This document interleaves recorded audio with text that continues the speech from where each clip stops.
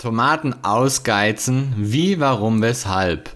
Ja, in diesem Video geht es um das Ausgeizen von Tomatenpflanzen. Dazu möchte ich dir folgende Fragen beantworten. Warum geizt man Tomaten eigentlich aus? Wann ist der beste Zeitpunkt zum Ausgeizen? Wie geize ich Tomaten auf meinem Balkon aus? Ja, kommen wir mal zur ersten Frage. Warum geizt man eigentlich Tomaten aus? Um es vorweg zu sagen, man muss Tomaten nicht unbedingt ausgeizen, aber es hat einen bestimmten Grund, warum man es tut. Die Tomatenpflanze entwickelt am Hauptstamm sogenannte Geiztriebe, welche der Hauptpflanze Nährstoffe entziehen. Und wenn man jetzt möchte, dass man schöne große Tomaten ernten kann, dann sollte man diese Geiztriebe entfernen. Macht man es nicht, wird die Tomatenpflanze zudem buschiger und es gibt mehr, aber dafür kleinere Tomaten zu ernten. Auf dem Balkon finde ich es dennoch wichtig, die Tomaten auszugeizen, da wir ja nur wenig Platz zur Verfügung haben. Ein buschiger Wuchs ist also nicht anzustreben. Zudem verhindert so ein Wuchs, dass die inneren Blätter zu wenig Sonne abbekommen und dadurch die Photosynthese gestört wird. Ein weiterer Nachteil wäre auch, dass die Pflanze weniger belüftet ist und sich Pilzsporen durch Feuchtigkeit im Inneren der Pflanze sich schneller verbreiten könnten.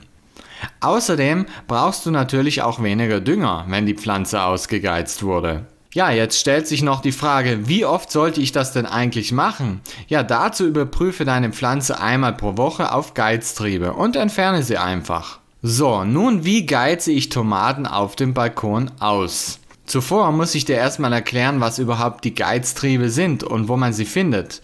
Also, hier siehst du eine Tomatenpflanze, wo noch die Geiztriebe dran sind. Die Geiztriebe befinden sich zwischen den Blattachsen.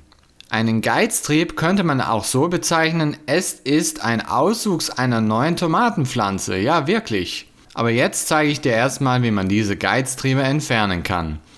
Es gibt hier zwei Methoden, die du wählen kannst. Wenn die Geiztriebe noch sehr klein sind, reicht es, wenn man diese mit den Händen entfernt. Jedoch, um optimale Bedingungen zu schaffen, ziehe ich mir zusätzlich Latexhandschuhe an, damit so wenig wie möglich Keime an die offenen Stellen, also Wunden der Tomatenpflanze, kommen. Aber damit verhindere ich einfach, dass so wenig wie möglich Keime an die offenen Stellen, also Wunden der Tomatenpflanze, kommen. Denn hier besteht die Möglichkeit, dass Pilzsporen eindringen und die Pflanze krank machen.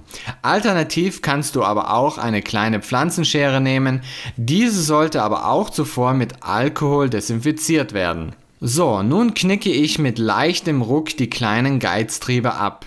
Hier ist natürlich darauf Acht zu geben, dass man die restliche Pflanze nicht beschädigt. Daher ist es auch sinnvoll, falls die Geiztriebe schon größer sind, hier alternativ die Schere zu verwenden.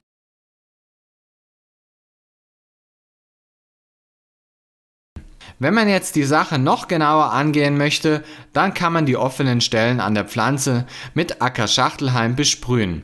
Hier aber eine abgekochte frische Lösung verwenden und keine Jauche. So, kommen wir noch zum richtigen Zeitpunkt. Wann sollte man ausgeizen? Ja, auch der Zeitpunkt kann strategisch gut gewählt werden. Ausgegeizt wird am besten bei Sonnenschein und einem kleinen Lüftchen. Denn so trocknen die offenen Stellen schneller aus und das Risiko, dass Pilzsporen eindringen, ist somit wieder verringert. Sinnvoll ist auch immer darauf Acht zu geben, dass die Geiztriebe noch sehr klein sind, weil man so keine Energie in den Hauptstamm verschwendet und du natürlich früher ernten kannst. Und übrigens, aus den Geiztrieben könntest du auch eine neue Pflanze heranziehen, wie ich schon erwähnt habe, über die Stecklingsvermehrung. Aber dazu mache ich vielleicht noch ein weiteres Video. Und jetzt wünsche ich dir viel Erfolg beim Ausgeizen.